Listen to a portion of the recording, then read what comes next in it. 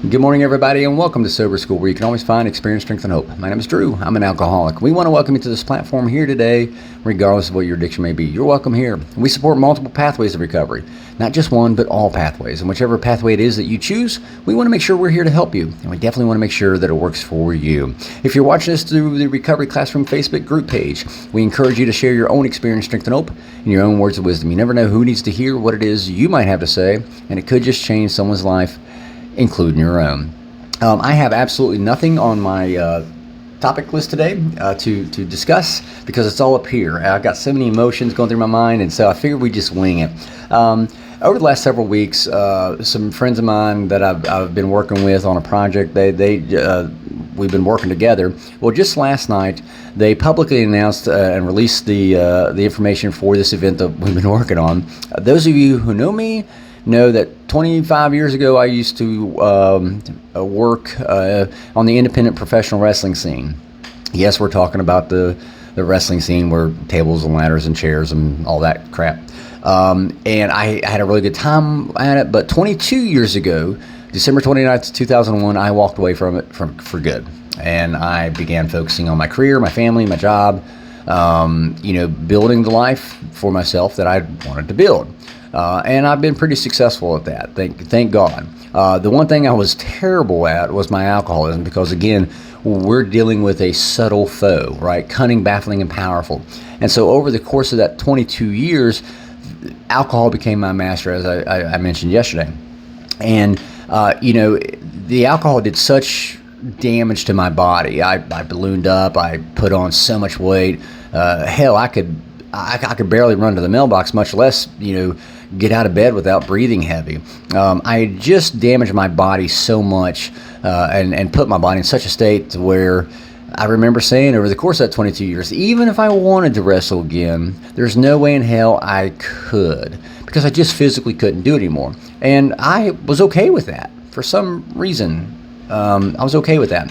So fast forward to July of 2021, when I decided to get sober, I remember my best friend, who I wrestled my last match with, he called me up and said, "Let's get back in the ring." He was trying to use that as a ploy to get me to get sober. He knew that I'd have to stop drinking. I was like, "Nah, I'm not ready. Well, lo and behold, July of 2021, when I had that defining moment, that very defining moment of it's time.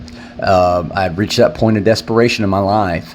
I said, okay. And I remember, a few months into my sobriety, I remember my friend coming and saying, "Hey, let's get back in the ring." No, there's just no way. Even at that point, even a few months into my sobriety, I remember thinking the best years of my life were so far behind me that sure, I could recover from a seemingly hopeless state of mind. I wasn't too sure about the seemingly hopeless state of body either, though. That was the challenge. And when I got sober, and I've said this 1,000 times, when I got sober, recovery was to me so much more than just getting sober. It was about restoring my life, restoring my relationships, restoring my thoughts, about even trying to repair my body. And I remember saying that, the person I was 22 years ago, I may not be able to get back there, but I can get some of that back. And I was okay with that. But I still kept trying for more because sobriety gave me the opportunity to work at getting and doing more, to repairing my relationships, to repairing my body, to repairing my mind. And so that's what I've this about 2 months ago. I was in a conversation and some of my friends said, "Hey, why don't you get back in the ring?" And I said, "Nope, that's not going to happen." And there's got to be too many variables fall into place. Well, lo and behold, all those variables fell into place, and I was like, "Shoot, I got to start trying to do things that I didn't think I could even do. I got to start doing things that I haven't done in 22 years." Holy shit. Talk about the ultimate test. Talk about getting uncomfortable, right? Talk about trying to strengthen yourself, your mind, and your body. That's exactly what I've been doing for the last several weeks. I've actually been having to train for the physicality of this, and it's been tough. I'm not going to lie. It's been tough. It's been pounding. It's been It's been incredible. It's been an incredible experience. But the whole time it's been fun because I remember saying those words that I would never be able to do this again. Even if I wanted to, I would never be able to do this. I remember saying those words. And yet here I am doing the very things that I myself said I could never do again. And that's the gift of recovery. That's the gift of sobriety. See, we get so caught up in the madness and we start damaging our bodies, we start damaging our minds, that we're not able to enjoy the blessings that God wants to give to us because our addiction is in the way. And I was going through my notes last night anyway. When we are able to get out of the driver's seat, let God take over, God take charge, that's when the miracles start happening. That's when God turns my mess into a miracle. And I'm walking, talking, living proof. Don't get me wrong, I believed that I was a walking, talking, living miracle anyway before this, but now this is even astounding me because just last night I was doing these things that I never thought in a million years I would be able to do. And it just reinforces to me the 9th step promises. Those of you who know will know exactly what I'm talking about.